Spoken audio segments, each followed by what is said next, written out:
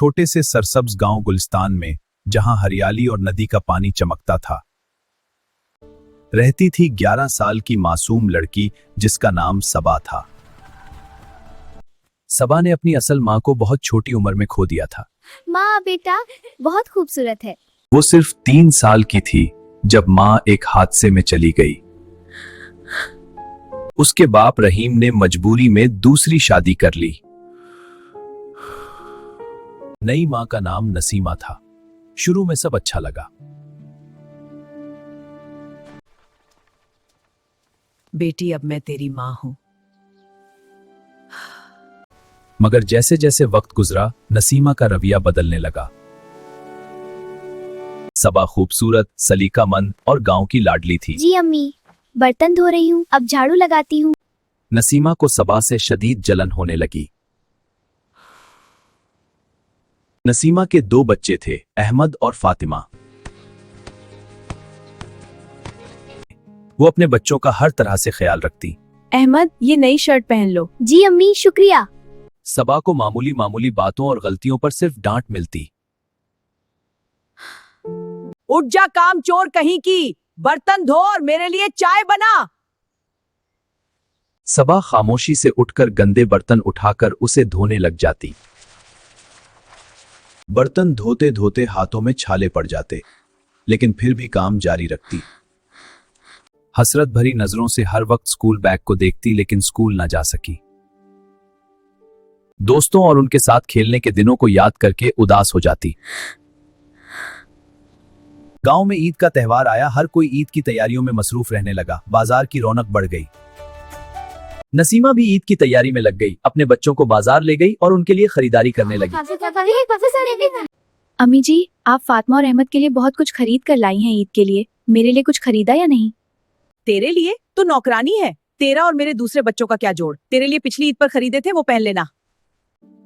रात भर रोती रही। सुबह नदी किनारे गई।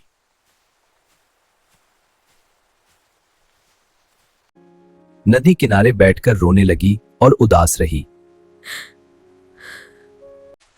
सबा, मुझे अच्छी तरह मालूम है कि तुम यहाँ अकेले बैठकर क्यों रो रही हो। तेरा दिल साफ है। बोल, तुझे क्या चाहिए? मैं तुम्हारी हर ख्वाहिश पूरी कर सकती हूँ, बस तुम मांग। ईद मुबारक सबा। परी ने सबा को ईद के खूबसूरत कपड़े दिए। वाह, शुक्रिया प्यारी परी। सबा खुश हुई और ईद मनाई। ईद मुबारक। नसीमा ने जब सबा को परी के दिए हुए खूबसूरत सुर्ख लिबास में देखा तो हैरान रह गई और बुरा सा मना बनाया। इसी तरह ईद गुजर गई। इस ईद पर सबा परी की वजह से बहुत ज्यादा खुश थी। ईद के कुछ दिन बाद अहमद बीमार पड़ गया। हालत बिगड़ती गई। मैं ठीक नहीं हूँ, सर में दर्द है, मुझे बहुत गर्मी लग रही है। नसीमा पागल हो रही थी। ऐ अल्लाह, मेरे बेटे को बचा ले। हाय अल्लाह, मेरी दुआ कबूल कर। हकीम लाए मगर कोई फायदा ना हुआ। सबा फिर नदी गई ताकि परी को ढूंढ सके और उसे अपने भाई की बीमारी के बारे में बताए। परी दोबारा आई। उसकी माँ तुम पर कितना जुल्म करती है, मारती है तुम्हें। वो सोतीला है, रहने दे। परी, वो तो मेरा सोतीला भाई है, लेकिन मैं उसे बीमार नहीं देख सकता। प्लीज अहमद को बचा लो। हाँ सबा, मैं कोशिश करूंगी।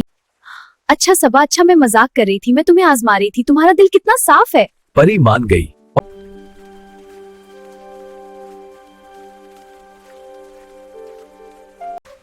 प्यारी परी कहाँ चली? चलो तेरे घर चलते हैं अहमद के पास। सबा ने परी से कहा और परी घर ले चली। दोनों घर पहुंच गईं।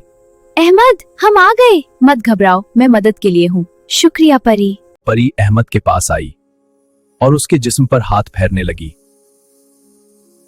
रोशनी फैल गई और अहमद की हालत रफ्ता रफ्ता संभल गई। अम्मी, कुछ खाने के लिए ले आओ, मुझे सख्त भूख लगी है। नसीमा हैरान रह गई। क्यों नहीं बेटा, अल्लाह का लाख लाख शुक्र है कि मेरा बेटा ठीक हो गया। शुक्रिया प्यारी परी। नसीमा ने परी के बारे में पूछा।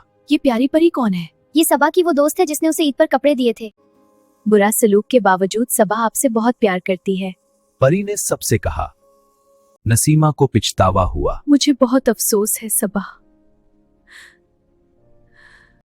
मैं बहुत बुरी हूँ। मैंने सबा तुम पर बहुत जुल्म किया है। बेटी माफ कर दे। अम्मी मैंने आपको माफ कर दिया, अब मुझ में, अहमद में और फातिमा में कोई फर्क ना करना प्लीज। घर में खुशी आ गई। ये तुम्हारे लिए नए कपड़े हैं। वाह शुक्रिया नसीम। सबा स्कूल जाने लगी। आज वो बहुत खुश है और मन लगाकर पढ़ने लगी है। नफरत नहीं, मोहब्बत कीजिए। वीडियो अच्छी लगी हो तो लाइक करें और हाँ, चैनल को जरूर सब्सक्राइब करें।